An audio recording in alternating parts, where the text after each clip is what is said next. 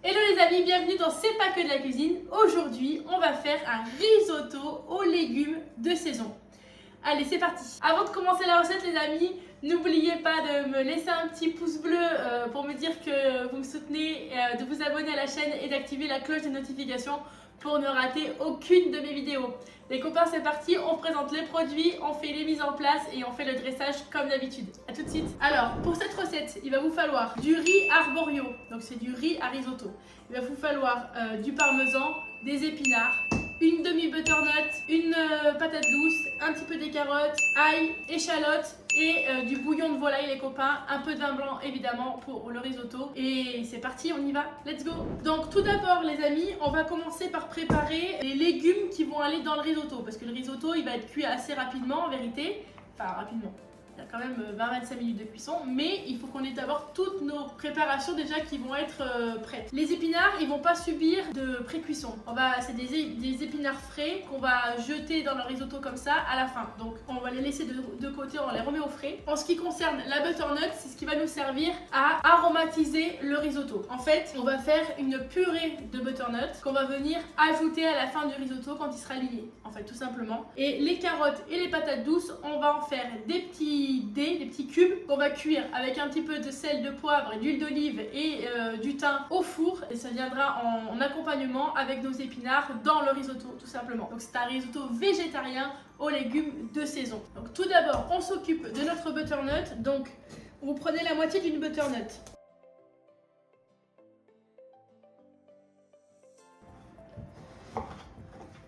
Là, vous venez enlever la partie avec les graines de courge qu'il y a à l'intérieur. Alors moi les copains, j'ai fait avec les légumes qui me restaient en fait tout simplement dans le frigo. Parce que si vous avez bien suivi la chaîne, et je l'espère, vous avez une tarte butternut, patate douce et épinards que j'ai mis dans un short en fait, en petite recette cette semaine. Et il me restait une demi butternut, une demi grosse patate douce et des épinards.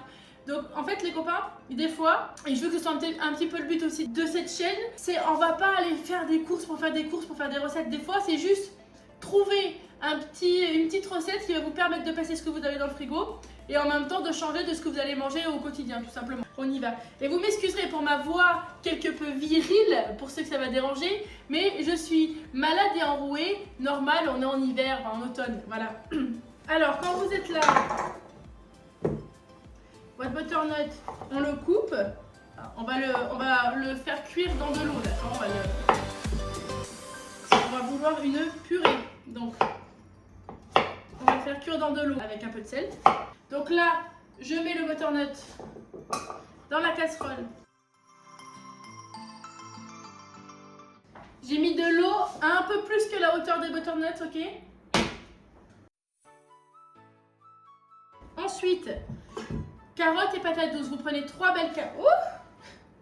Je vais finir par me tâcher, je vais y arriver. 3 belles carottes, patates douces. Et là, qu'est-ce qu'on fait? On vient couper des jolis cubes en fait. Hein. Pas trop gros. On veut que ce soit assez délicat quand même. Des petits cubes de 1-2 cm. Voilà, 1 cm.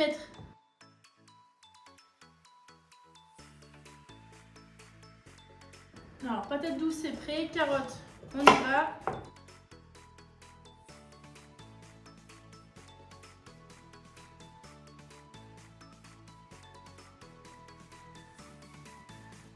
Donc là, vous avez vos carottes et vos patates douces. On envoie un peu d'huile d'olive, les amis. Vous mettez gousse d'ail que vous coupez légèrement, comme ça. Hein. Vous n'êtes pas obligé d'enlever la peau. On veut juste que ça vienne aromatiser la garniture en fait. Les amis, sel, poivre et un peu de thym, d'herbe de Provence. Et voilà, on remue ça comme ça.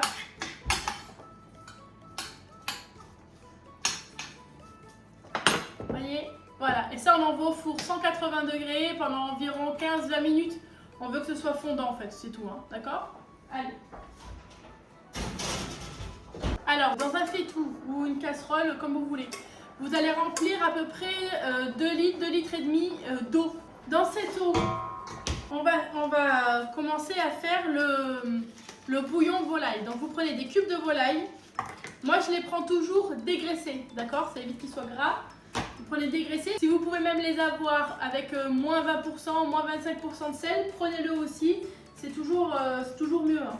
Alors, moi ce que je fais, c'est que dans le bouillon, je ne mets pas un carré de cube de volaille, j'en mets 2, ok? Parce que tout simplement, ça va concentrer le goût. Voilà. Je trouve que des fois, les bouillons, quand on les fait trop diluer, et ça a plus vraiment le goût du bouillon de volaille en fait. C'est de l'eau aromatisée quoi. Alors que bon là, si vous en mettez 2, déjà vous allez voir votre bouillon, il va être très opaque et il sera opaque parce qu'il sera en fait très concentré quoi, vous voyez. Donc là, vous mettez 2 litres et demi de bouillon, 2 cubes et vous mettez à feu assez fort pour que en fait l'eau bout, que vos bouillons se dissouent, on mélange et notre bouillon est prêt, d'accord? En attendant, là, on va venir s'occuper de nos échalotes. On prend 2 belles échalotes, ok?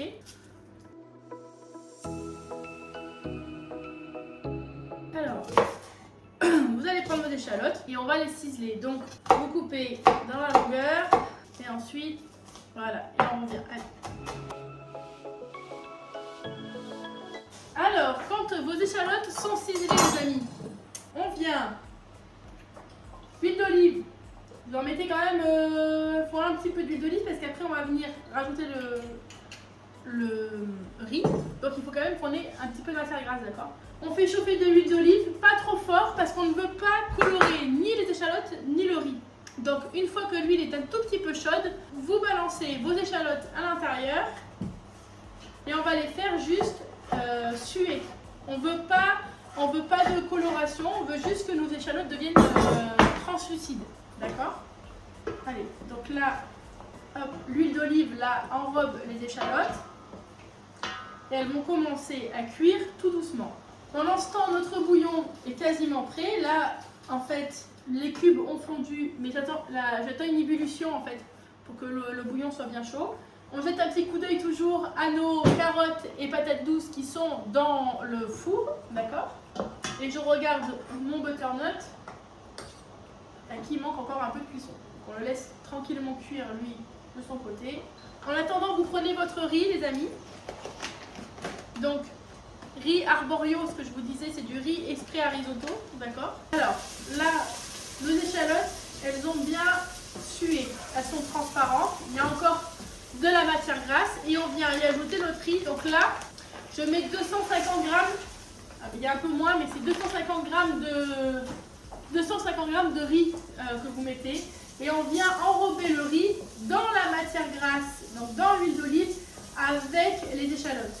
Ok? Et là, on va vouloir nacrer le riz. C'est-à-dire qu'il faut que le riz, qui est blanc, là, que vous allez mettre, devienne nacré. Donc que là, on va aller voir que la matière grasse va enrober les grains de riz. Et c'est à ce moment-là que on dit que le riz est nacré. Il ne faut surtout pas de coloration sur le riz, d'accord les copains? Donc faites bien attention que ça n'accroche pas. Là, mon bouillon, je ne sais pas si vous voyez, il y a beaucoup de fumée. Le bouillon, il est bien à ébullition. Donc je l'arrête, d'accord? Voilà, on stoppe. On vient s'occuper de notre riz. Surtout pas de coloration les copains. On attend qu'il soit bien enrobé. Alors une fois qu'on est là, c'est-à-dire que notre riz a absorbé toute la matière grasse de la casserole, qu'il a complètement nacré, d'accord? Voilà. On vient déglacer avec du vin blanc. Donc là, vous allez mettre l'équivalent d'un verre de vin blanc, d'accord? Et vous allez entendre quand ça va déglacer, ça va faire pshhh. Vous entendez? Donc à ce moment-là, le riz commence une légère pré-cuisson parce que là, il va absorber tout le vin blanc et il commence une toute première cuisson, enfin une deuxième du coup avec le nacrage, où il va commencer à cuire au bouillon. Donc là, vous laissez le riz absorber le vin blanc, mais là, il faut que, quand il a absorbé à peu près 3/4 du vin blanc, on va venir y ajouter ce fameux bouillon en fait, tout simplement. On laisse le riz bien absorber. Je ne sais pas si vous voyez bien là. Je vous montre. Regardez, vous voyez? Là, le riz, il a commencé à absorber. Donc, vous voyez là, il a changé de couleur déjà. On a quasiment plus de vin blanc. On a quasiment plus de vin blanc. Et donc, c'est à ce moment-là qu'on va rajouter le bouillon. Donc là, on baisse un peu le feu. Ok, on y va. Piano, piano, comme on dit en Italie. D'accord. Et on va ajouter notre bouillon. Donc là, vous allez pouvoir cuire le riz, le bouillon un peu plus que la hauteur du riz. On commence avec 3-4 belles louches. Voilà, hop. Et vous remuez de temps en temps quand même, pour pas laisser le riz tout seul, pour pas que ça accroche, pour pas qu'on ait de surprise. Et vous laissez, moi je laisse à 6, tranquillement le riz absorber ce bouillon, d'accord? Je vérifie la cuisson de mon butternut, il en manque encore un peu, d'accord? Donc ça c'est bon. Et on va vérifier aussi nos légumes qui sont dans le four pour voir quand même si on n'a pas de dégâts. Voyez? Là, il reste plus longtemps en cuisson. 15-20 minutes, ça sera largement suffisant. Alors les amis, je vous ai mis en plan rapproché pour que vous voyez bien. Voyez là, le bouillon, il a été quasiment absorbé. Quand on est là, on revient mettre du bouillon à hauteur, ok? En fait, on rajoute du bouillon au fur et à mesure, les copains. On ne met pas tout le bouillon d'un coup dans un risotto, d'accord? La cuisson, elle se fait par étapes. Donc, vous remettez du bouillon et vous laissez recuire à nouveau le risotto, le riz tranquillement, qu'il absorbe le bouillon au fur et à mesure, ok? Là, on a notre butternut qui est prête. Donc, je débarrasse et je viens vous montrer, les amis. Aujourd'hui, on fait des plans rapprochés, on fait des plans... Je sais pas ce que ça va donner, les copains, mais on essaie, d'accord? Donc, moi, là, le riz, vous avez vu, il prend son deuxième réassort de bouillon. On le laisse cuire toujours tranquillement, etc. Notre butternut est cuite. Donc là, je vais enlever l'eau et je viens le mixer pour faire une purée très très fine. En attendant, nos carottes et nos patates douces qui sont dans le four sont déjà cuites. Donc je vais les retirer. On va les laisser reposer tranquillement parce que je veux pas qu'elles soient trop cuites pour garder des morceaux en fait, tout simplement. Donc ça, hop, on le garde de côté, les amis. On remue toujours notre petit riz pour pas qu'il accroche. Et là, c'est le tour de la butternut. Donc, notre purée de butternut, elle est faite et j'ai laissé un tout petit peu d'eau de cuisson dedans, mais vraiment léger, juste parce que je veux quelque chose d'assez liquide en fait, tout simplement. Donc là, mon risotto, les amis, il a quasiment absorbé son deuxième bouillon et je viens goûter mon risotto, d'accord? Je viens goûter le riz. Il faut savoir, les amis, qu'un risotto, le riz ne doit pas être cuit à 100%. Le riz, il doit avoir encore un petit peu de résistance. On veut une cuisson al dente du riz, d'accord? C'est comme les pâtes. C'est exactement pareil que les pâtes. Cette fumée, on s'en sortira jamais. C'est pas possible. Bref, c'est comme les pâtes. On ne veut pas que les pâtes soient trop cuites. Et bien, le risotto, c'est exactement pareil. On ne veut pas un risotto qui soit tout mou, machin. Il faut qu'il y ait encore un petit peu de résistance, en fait. Donc là, on est quasiment bon. Et attention, attention, on n'ajoute pas de crème. Pas de crème. Parce que là, après le comité de la Savoie, on va voir le comité de protection du risotto et l'Italie, tous les Italiens qui vont me dire oui, on rajoute pas de crème dans le risotto. Oui, mais d'accord, je sais qu'on met pas de crème dans le risotto. Mais si vous voulez vous en rajouter, eh ben vous faites comme vous voulez, vous en rajoutez. Moi, je vous dis que bon, c'est pas la peine d'en mettre, mais si vous voulez en mettre, vous en mettez, d'accord? Donc, les copains, on en est là. On en est là que notre risotto est quasiment cuit, d'accord, si ce n'est cuit. Moi, je baisse le feu, franchement, à fond. Je le mets 2, 1, 2, vous voyez. Là, il n'y a plus qu'à attendre la fin de la cuisson. Il va absorber tranquillement le bouillon qui lui reste à absorber. Et nous, on prend notre parmesan et on vient y rajouter. Alors, si comme moi, vous aimez le parmesan et que vous trouvez qu'il n'y en a jamais assez, hein, n'hésitez pas, lâchez-vous. Et voilà. Et là, ça vient lier, en fait, notre risotto. Ok ? Et vous voyez, il a cet aspect crémeux, le risotto, alors qu'on n'a pas mis de crème. Alors, pour le dressage, vous voyez, pour le dressage, prenez une assiette de préférence creuse.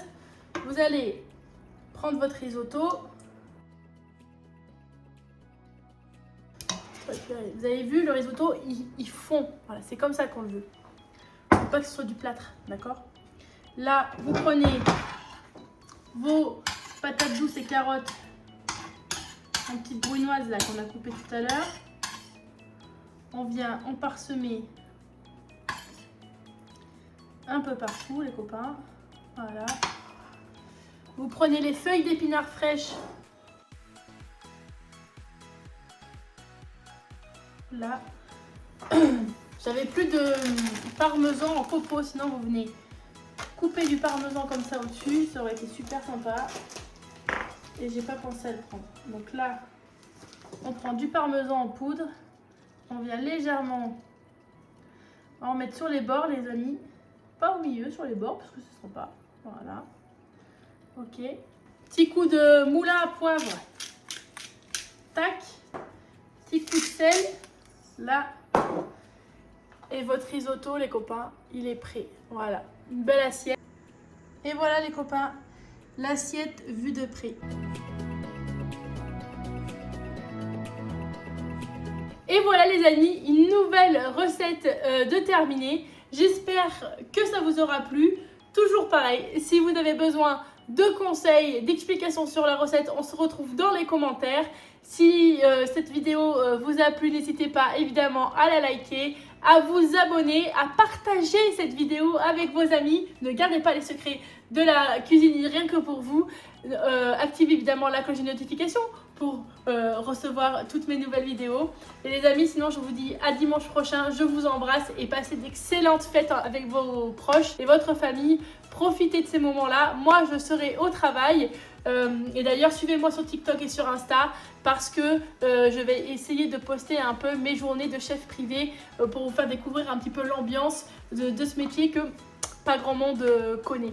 Donc TikTok et Insta évidemment c'est @chef Caroline Girol et je vous embrasse les amis, je vous dis à bientôt et surtout bonne fête. Ciao ciao.